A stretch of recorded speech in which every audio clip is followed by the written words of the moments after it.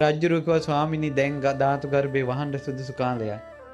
ඊට පස්සේ ඒ රහතන් වහන්සේලා පෙනෙන්නේ නැති වෙන්න තියලා තිබ්බ අර ගල්පතුර මේඝ වර්ණ ගල්පතුර ඉරිදියෙන් ගෙනල්ලා උඩ තියලා වැහුවා.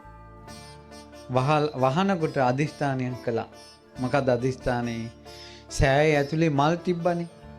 ඒ මල් 5000ක් කල් පරවෙන්න එපා කියලා. දැන් පූජා කරපු මල් වගේ දැනුත් ඇතුලේ තියෙනවා. රජ්ජුරෝ සුවඳ මැටි දැන් සඳුන් එහෙම මේවා කළා තෙත් කරලා තියෙනවනේ ඒවට කියන සුවඳ මැටි කියලා. ඊළඟට සුවඳ මැටි වර්ග සුවඳ කල්ක රජ්ජුරෝ තිබ්බනේ. අදිස්ථාන කළා ඒව වේලින්න එපා කියලා. රජ්ජුරෝ තිබ්බ විදිහටම අදටත් තියෙනවා. ඊට පස්සේ පහන් දැල්ලුවානේ. රත්තරන් මේ කම්බියක් මේ තිරේ දාලා මේ තිරය දාලා රත්තරන් ආවරණය සහිතව තෙල් සඳුන් තෙල් වලින් පහන් දැල්ලලා තියෙනවා. සුවඳ තෙල් වලින්. ඒ පහන් නිවෙන්න එපා කියලා අදටත් තියෙනවා. දැන් ඔය මිනිස්සු කියනවා අර බාති රජුරු ඇතුළට ගිය වෙලාවේ සල්ුවේ වැදිලා පහනක් නෙවුණා. වංශ කතාවක අපිට නම් කියවන්න ලැබිලා නැහැ ඒක. එහෙම එකක් නැහැ. රහතන් වහන්සේලා අදිෂ්ඨාන කළා 5000ක් කල් බුද්ධ ශාසනයේ තියෙන තුරු පහන් නෙවෙන්න එපා කියලා. කිසි කෙනෙකුට පහනක් නෙවෙන්න බෑ.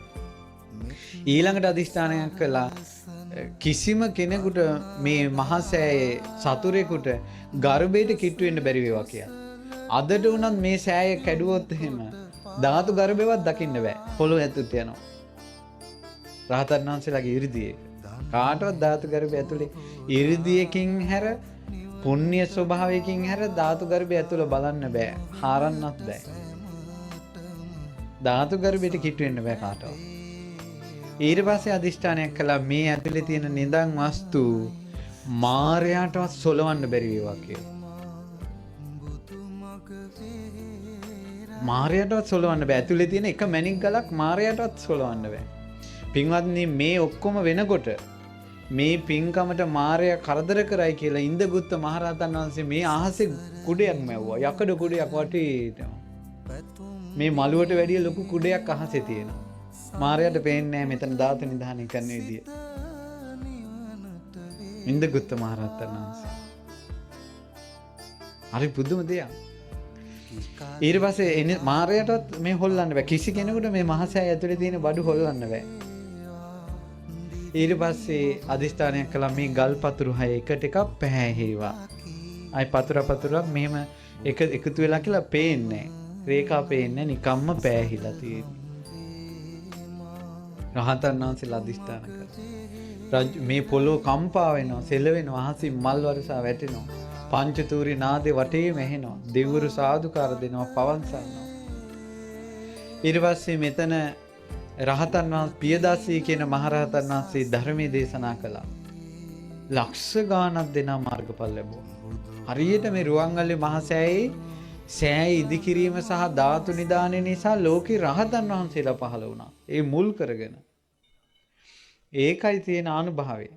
ඊට පස්සේ රජුරෝ ප්‍රකාශයක් කළා දැන් තමන් පරම්පරාවෙන් වඳින ධාතුන් වහන්සේලා තියෙනවා නම් තැම්පත් කරන්න ඇවිල්ලා කියලා. ඔන්න අනිත් විශේෂ කාරණේ. එතන මිනිස්සු පරම්පරාවෙන් ඇවිල්ලා රන් කරඬු වල රිදී කරඬු වල ධාතුන් වහන්සේලා වන්දනා කරනවනේ ගෙවල් වල.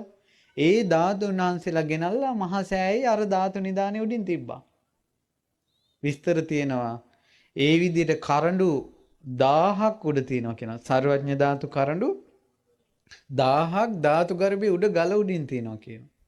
මේ උතුම් ස්වර්ණමාලී මහසෑරජාන් වහන්සේ මේ උතුම් සෑරජාන් වහන්සේට වඳින පුදුනකට කොච්චර පිං රැස් වෙනවද? මේසා උතුම් තැනක් තුන් ලෝකෙම ආයේ කොහෙද තියෙන්නේ? මෙතරම් ධාතුන් වහන්සේලා ප්‍රමාණයක් තැම්පත් එකම එක සෑයක්වත් ලෝකේ නැහැ. මේ තමයි උතුම් සෑය. මේ තමයි ලංකාව රැකෙන තැන. මේක තමයි ලංකාවේ ජීවය. මේ තමයි අපේ බුදුරජාණන් වහන්සේ. මේ තමයි අපේ ඉදිරියේ වැඩ ඉන්න ශාස්ත්‍රඥ වහන්සේ.